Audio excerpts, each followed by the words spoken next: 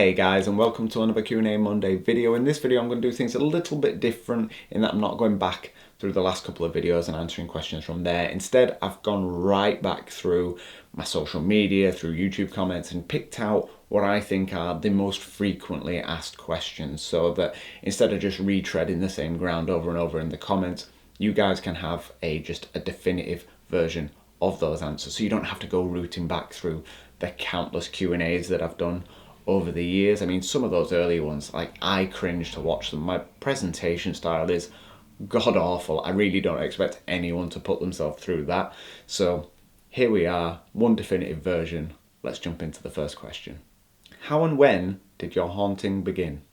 Okay, so my paranormal journey starts way back in 2010, but my actual interaction with the hauntings, as it were, started a little bit before that. So the house I lived in with my mum and my brother and sister was haunted. My brother swore blind. I didn't believe it at the time. He swore blind this house was haunted, and he was the only one that does. Now, I'm a family of skeptics. I like the paranormal. My dad had all those wonderful books, ghosts, demons, aliens, the Loch Ness Monster, Bigfoot. And I used to find it fascinating, but never necessarily believed it as such. It's nice to think, but I was still highly skeptical. So we'd heard things in the house, but never attributed it to anything paranormal. But he swore blind, nah, this house is definitely haunted. And we had a friend stay around, I think in 2009. I'll really have to pinpoint that date at some point. But it was about within 6 months of me actually starting to document things. She stayed around, and this chair that we had in the living room, sort of dining room area, shifted while she was downstairs on the sofa. She completely panicked, refused to stay downstairs, pretty much stopped coming round for a while. And Robert, look, can you try filming it? Can you see, stay downstairs yourself, see if you can catch it. So we did. We set up a camera in the corner. We set up a little primitive experiment where we basically put that chair in the middle of the living room with some coins either corner, just sort of teetering on the edge, so if the chair moved at all, they would fall off. And it was primitive, but we did test it. We blew on it, we jumped up and down, walked around. Nothing was going to move it unless that chair actually shifted. Now, how dramatically it shifted to her is still up for debate, because it was dark. I don't know if it was just a twitch, if it was a slide, it just moved. That's all we could get from her at the time. And so we stayed downstairs, and lo and behold, nothing happened. And that was pretty much where I wrote it off until 2010, when things actually started to become noticeable for me. Now, I've discussed this in the past, but I went through a bit of a depression at that time, right before I went off to uni. I was in quite a dark place. So I think what happened was the house was haunted, and then as I sort of fell into this negative spiral, as it were, something that I can only describe as demonic, or at least as close to it as I can believe in, latched onto me there. Because I was already interacting with the paranormal entity in the house, whatever spirit that was, I think that it found that opening where it could almost disguise what it was doing as being something that we weren't afraid of, something that no one really took all that much notice of. And so as that activity ramped up, I started filming it and interacting with it, and it created this attachment. So when I went away to uni, it followed me, and the house just suddenly got not active again. Now, it's not to say that it absolutely stopped completely. It's just in comparison to what this negative entity was doing, it really didn't seem all that bad. So in comparison, it really felt like it had just stopped. So I went away to uni, and it started again. It started sort of tormenting me, moving stuff around the house, making noises, keeping me awake. And I kind of got into a habit of sort of sofa surfing, just spending as little time at home as I could. We'd move house every year, the same thing again. So I'd just start staying at different people's houses, just trying to keep that activity away from anybody for as long as I could, because it's not like I would jump over to this location and immediately things would start happening. It's more, I'm there a couple of days, and then I would sort of notice things at the corners of my eyes or whatever.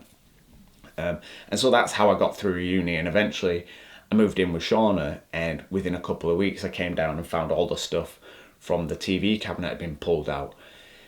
And it started again. So this time around, I set the cameras up kind of constantly. I thought, if this is going to continue to happen, I'm going to document as much as I physically can. It got to a point where, again, it was starting to affect sleep. So I looked into different cleansings and stuff, and that's when I really sort of got into that spiritual protection side of things, like smudging and stuff like that. And that seemed to help. That negative entity seemed to then sort of dissipate, or at least kind of really go far into the background, and hasn't really been heard from since. If it's still there, it's certainly not making its presence known. But then I've also kept on top of those cleansings, even though I've had a recent negative experience. Again, getting that cleansing done properly by somebody who wasn't in a negative headspace was enough to keep whatever it was at bay. So that's pretty much how my journey started. Once we moved into this house and things started again on a much lower level, I think all my interaction with this spirit, this negative entity that was sort of tormenting me through uni, and my own sensitivity, I think it's kind of opened this door where it doesn't matter where I am anymore. I think once we left the first house that we moved into, where I started smudging and the negativity got sort of pushed to the side, we moved here, and I really thought that that would have been it. But the activity never stopped even there. Even after the smudging, things would happen. And so I think this door's opened through my own experience and my sensitivity, and it just means that they will just continue to show up, even if it's just low level like it is right now. A couple of footsteps here and there, this little thing shifted a little bit. Nothing crazy, but just a little bit. So yeah, that's pretty much it in a nutshell as far as how my haunting began. Have you ever looked into the history of the house? Yes, the first house that we lived in with my mum, brother and sister, we looked into the history of that. Now we delved quite deep. We looked at some, past tenants and stuff like that, and there was nothing to suggest anything untoward had gone on, no like spiritual rituals or anything like that. I couldn't even find record of a death on the property. Like, it was just a freak thing. Like, there's no guarantee that it wasn't just the spirit of something that had died there before the house was even built. You know what I mean? It's usually farmland or something. You go far enough back in history, there'll have been something else in that spot at some point. So perhaps somebody had passed away there, and that's the noises that we were hearing to start with. But as I sort of discussed in the previous question, it's no longer the property that is the issue. Like, it's myself that is haunted. So while I have sort of, when I first went to uni and it started again, I did look into that property a little bit, but only a little, because it very quickly became apparent that the way this entity was acting was so alike, it felt the same as it did back home. You know what I mean? That there is just this negative air around it where you just feel immediately uncomfortable and on edge. Whereas I never felt that when we were hearing the footsteps back at home to start with. Like, I felt nothing. Like, yes, I didn't necessarily believe it was a ghost, but there was no, like, I guess it's my own empathy, as it was, this empath side of me that can kind of pick up on that emotion. I didn't feel that at home, but this negative entity that followed me at uni definitely gave me a vibe. And so, aside from a quick research into that first property just to check that it wasn't that, and I just happened to have moved into another haunted house, I've not done it since, to be honest, because I've just accepted that this is who I am, and it's actually me that's sort of bringing those things in. What do your workmates think of your paranormal life? Now, this one's a funny one because, believe it or not, very few of the people that I've actually worked with over the years have ever actually known about it. It's not something I talk about because I don't like to be the center of attention for any reason. You might not believe it to see me on YouTube, but I'm actually really shy. I'm really reserved. I keep myself to myself. I don't like people gawping at me when I'm, you know what I mean? Like, I'm supposed to perform. Like, I struggle with board games when I'm around at a friend's house, because as soon as it comes to my turn, I just feel all eyes sort of like come focusing back in on me, and I just shrink down into myself. So it's not something that I ever discuss with my work friends, really. The few that have sort of seen my videos online, they've usually been pretty good about it, to be fair. And the ones that aren't, I just sort of ignore and just say, oh yeah, it's what it is. move on and pretend that nothing ever happened, never talk about it again, hope that it just goes by the wayside. Now, I've been kind of fortunate in my job choices, because in the warehouse, obviously there's hundreds of people in there. You very rarely bump into the same people. At the lab, again, I was sort of in my own little tiny portion of that lab day in and day out with just a couple of people. So we all knew each other, everything was fine. One of them did know about it and they were really good about it. They would ask how things are going, but we never, again, went crazy into detail. Everything that they could want to know was online anyway. So if that's how they discovered it, that's where they got their information for the most part. They just had the opportunity to basically have these Q&As occasionally when we were just going about our business.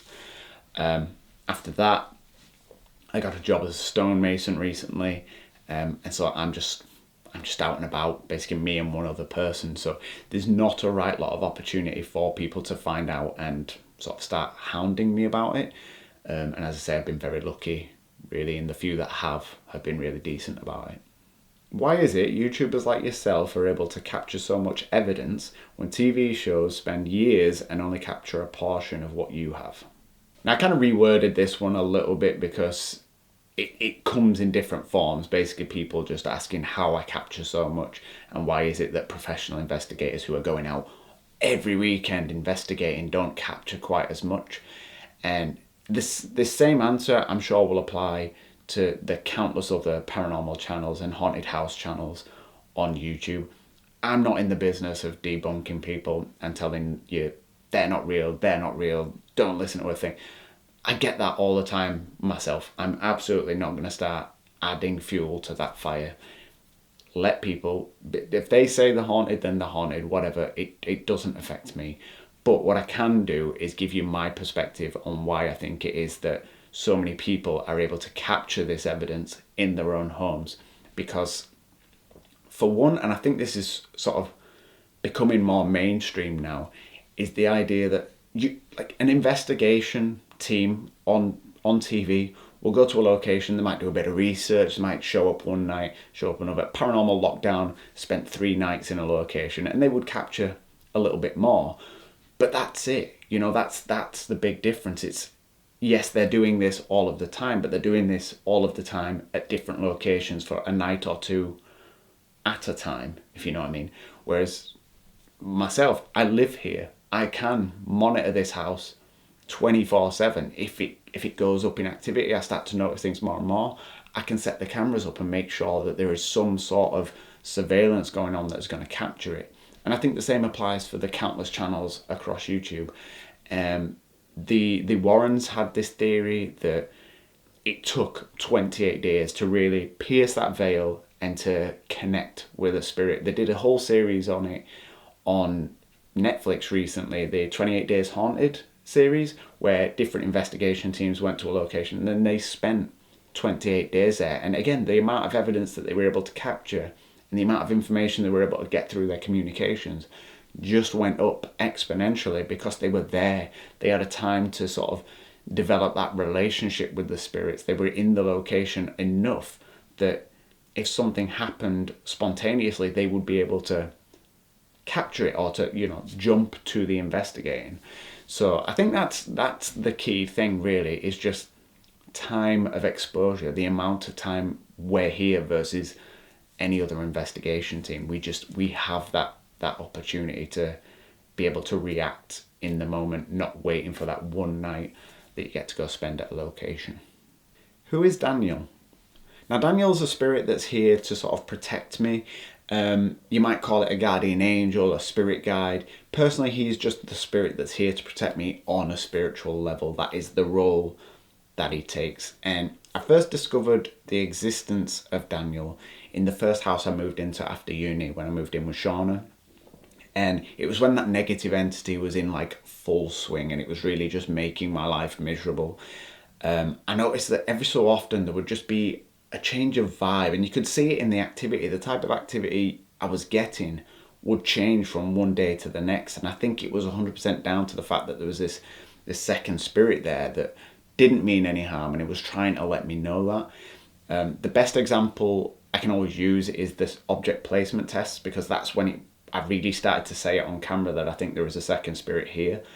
And it was, I put the fruit bowl in front of me, and it slid away real gentle, like no fear. I was just amazed at what I was seeing. But then I did it with the remote a few days later, and that remote just went flying. Now, the act of actually throwing the remote in itself is already quite aggressive, but it's the vibe that came with it. It's not like this calm amazement. It was like dread, like, oh my God, on top of obviously seeing this remote, like it could have just as easily come in my direction. It was like this deep-seated feeling of dread inside me. And again, I wasn't great at documenting my feelings at the time. I didn't realize quite how empathic I was, but I think I was picking up on the different vibes there.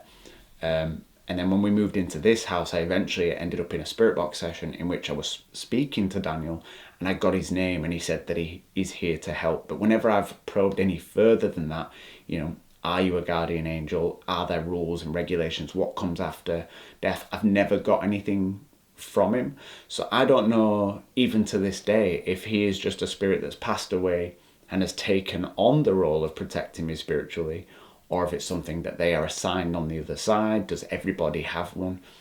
Or do they show up to the people that need it most? Because I am empathic, and I have sort of ended up attracting these spirits to me constantly. That makes me a prime candidate, for example, for something to go over and protect, And I do feel him occasionally, even over the last few years with this other negative spirit that was around. Occasionally, you just get this wash of calm. And for me, when I feel that, I sort of know that Daniel is around. And even to this day, even though the activity is gentle, it did nothing crazy going on, when I'm about to do a spirit box session or an EVP session or whatever type of investigating I'm doing, if I'm about to give it some attention, I always ask Daniel to protect me first, because it's proven to be successful in the past. And just that sense of calm, if that's all I got out of it, going into the investigation with that sense of calm, is much better protection for me spiritually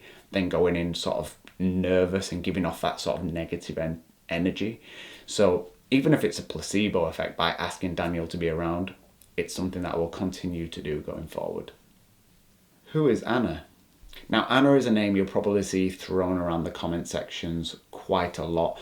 Basically, in a nutshell, she's a spirit that became attached to me when I moved into this house, that died under pretty tragic circumstances. And despite as much probing as I could, sort of politely pushing, the tragic circumstances with which she passed, for me, sort of meant I had to really sort of ease into my line of questioning, because there are certain events that can happen to a person that would create such mental blocks that to push too hard, like I treat spirits like they were living humans. If someone's been through something traumatic, you absolutely must go gentle with them. There is no tell me everything, tell me how you died, tell me this, tell me that. Like I tried to gently sort of skirt the questions and get as much as I could out of her without pressing too hard. Now, maybe that was detrimental, because by the time I took my break, I never really got the closure that I wanted from that story. I wasn't able to find her, regardless of the research that I put in. And so I've been kind of left with this feeling of like, I don't know if I did enough. Now, I had a dream recently, I described this in a previous Q&A, where I basically dreamt that she was calling out, and then when I got to her, she just looked me dead in the face, said thank you, and then left. And I'm taking that as, she has sort of moved on, or that she is grateful for the time that she did get to spend with me, the conversations that we did manage to have, as little as they were. But she was around for such a long time that I struggle to just leave it there. Like, there's something in me that still really wants to know what happened and be able to do that research and find out exactly who she was. So I'm not going to go too much further into it, because I want to do a full retrospective on Anna. Actually, I think there's so much there and so many questions about her still that I think it'd be quite interesting to be able to go back and sort of bring that together in a sort of documentary form, as it were. What do you believe ghosts are? Now, I think the term ghost is actually it holds quite a broad meaning, because what we constitute a ghost has so many different theories that it could be one or even all of them, to be fair. The most obvious one is the energy of a deceased human. And it's my belief that an intelligent spirit is literally the energy, the very essence of a human being is the energy and the vibrations within them. And I think when they pass, whether it be under tragic circumstances, whatever, there is so much energy flying through the brain, so many neurons firing, that if there is something that they still need to do, that stops that energy from becoming whatever it normally would, and it almost becomes free form, like this self-contained energy. We can't see it, we can't interact with it willingly, but it's there, and that is what would go on to be a ghost. But then you've got residual spirits, which are, you see a human walking down a corridor, there's no guarantee that that's an intelligent spirit. You know what I mean? Like a human form, an apparition. There's no guarantee that that's actually a human spirit that you're contacting. That could be a residual haunting, in which rather than being the energy of a human, it's the imprint of energy from humans that have been down this hallway before. So it's kind of it links in with the stone tape theory, the idea that the amount of energy going through a certain location eventually just leaves an imprint. It gets recorded into the stone, into the very fabric of the environment, and then that is released under whatever circumstances, whether the atmospheric conditions are just right, and you just get a little glimpse of that repeat, almost like a VHS tape that's just been replayed. You're not being able to interact. It's not actually a human spirit, it's just the imprinted energy of one. It goes even further than that though, and you've got things like time slips and alternate dimensions, in which that same human that you thought you'd just seen walking down, that humanoid apparition, might not be a spirit at all. It might not be imprinted energy. It could be a wrinkle in time, as it were, where that human that's walking down there isn't a spirit, but is actually walking down there, but in their own time. And whatever atmospheric shift has happened has allowed you to see it for just a split second.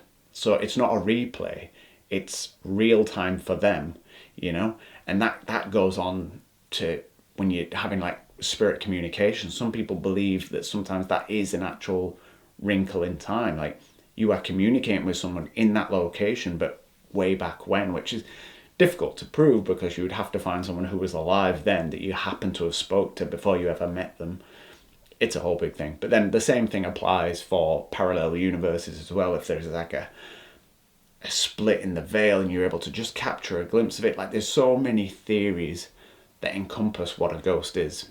And it could be one, it could be all of them. We don't know. But I do think that a deceased human spirit is the most common usage. But I do think the word's a bit broader than that. Have you ever seen a spirit with your own eyes? Like, never have I seen like a fully fledged human figure in front of me that I knew full well was a spirit. I've seen them in dreams. I've seen them through my devices, like the ITC experiments that I used to do. I've caught things out the corner of my eye quite a lot. It's usually when you're not focusing, it's out the peripherals, or you're really concentrating on one thing, and you know what I mean, like you see this darting figure, but when you spin around, there's nothing there. I have seen what I would constitute like an orb, like a little apparition in like a little shimmer, but never a fully fledged figure. I would absolutely love to, if whatever sensitivity I have in me was able to be developed into being able to see spirits. That would be amazing. To not have to rely on so many devices to try and capture this stuff would be amazing. I would still do it because that verification is everything. Being able to show that to other people. It's no good me showing up here and going, oh yeah, I've seen spirits. Great, prove it. Like it doesn't tell you anything, but to experience that myself would be absolutely amazing. So not yet, but I'm hoping for it. Are spirits bound by rules as to what they can and can't do or say?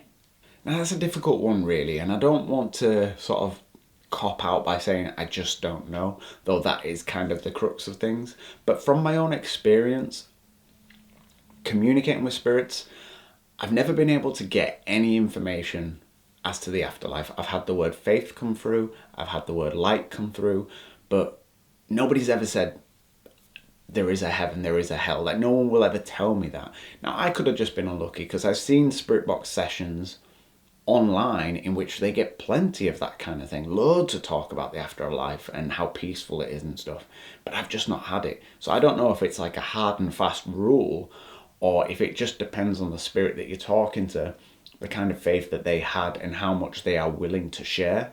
It could very much be down to that. Now, academically speaking, it's been said, Ed Warren was a big believer in this, that the ability to move objects, to actually manipulate the environment, is an inhuman ability. So only inhuman spirits, demonic entities, should be able to do those things. I don't know that I necessarily believe that. Apparently, according to them, that a human spirit wouldn't have the power to do that. Again, I don't necessarily believe it. From my own experience, I've spoken to spirits that have claimed ownership of objects moving, objects that I've shown moving on this channel countless times. Am I wrong? Are they all demonic entities? Am I just on the precipice of being possessed at any one time? Or is that boundary shifting a little bit? Maybe it has just shifted. Maybe at once upon a time that was 100% the case. And just in a world of technology and electronics, the energy available for these entities and spirits to manipulate and to draw from has just gotten so high that now they're able to do it. It's a tough one, but yeah, I do think from my own experience, I've not had anyone speak about the afterlife, but I've definitely seen spirits move objects. But there are no experts on the subject, so we're still learning. Why do spirits only give one-word answers? Now, it's kind of a difficult one to answer, really, because I guess it really boils down to how you believe they're actually communicating. So, like, through an EVP, you could argue that the voice you're hearing is actually them speaking, and the audio recorder has such a sensitivity that it's able to pick that up. It's low level within the white noise, but it's there. Or you could prescribe to the idea that they're actually manipulating the white noise. They are trying to use whatever electronic abilities they have, whatever energy form they take, they're trying to use that to manipulate the white noise. And this would apply to EVP or spirit boxes, to be fair, because these are electronic devices that some of them probably have never even seen before. So there is a learning curve there. You could argue that the reason that there is only one word coming through is that it's hard. It's probably taking so much energy for them to be able to work out and manipulate that one word is all you get. Or you could argue that they're actually saying a whole sentence and the device itself is only picking up one word of it. Now, I don't think having just one word is detrimental. It certainly slows things down a little bit, but I think with the right line of questioning, the right time and effort put in, you can get more information. And I know that's rich of me to say because I've had quite a lot of spirits come in and out that I've talked to and never fully had closure on, but I think that's the nature of the beast. I think if you were able to really connect with just one spirit and really make a proper connection and to speak to them with the same setup every time, daily, and just sort of grease that groove, get used to it, both of you learning from each other, I think being able to manipulate that device would become easier for them. So I think this question has made me think quite a lot about spirit communication and trying to improve it. So I think this year, that is one of the big things that I'm going to try and do, is if I can sort of connect to a spirit long enough that I can put that into practice, I think we're going to be able to get some amazing communications. Would you visit family as a spirit if you had the choice? Oh, absolutely, 100%. Like, when I pass away, in no time at all, if there was an opportunity to come back as a spirit, I would take it. Like, there is an abundance of evidence that there is something, there has to be something after. But what that is, the only way to really know would be to be a part of it. So yeah, best believe when I pass, like, I'll be haunting somebody, I'll be showing up, and I might scare one or two people, but I would absolutely come back and try to visit a family member. Now, I think it was Harry Houdini who was a big spiritualist believer, and he actually created a secret code with his partner so that when he passed, he could try and pass that on. Now, I think he ended up using the magician's code, which was too obvious, and so it didn't actually stand as solid proof. But I want to do something similar, so I'm saying it here first. Like, I intend 100% to create a secret code of some kind that only me and Shauna know, so that when I pass, if there is a chance that I can come back as a spirit and I can pass that message on, that has got to be the defining evidence. That it's got to be, like, if I've got it sealed in an envelope in a safe, she knows it, the envelope knows it, nobody else could possibly know what's in there. That's got to be some of the best proof of life after death. It has to be. So yeah, in a nutshell, if I could come back as a spirit, you best believe I would. And so that's it for this FAQ, guys. I hope it was interesting to you. If you do have any burning questions, something you want my opinion on, or just want to know about me, please do drop it down in the comments and I will answer them as soon as I can. So thank you all so much for watching. And as always, I'll post any and all activity as and when I get it.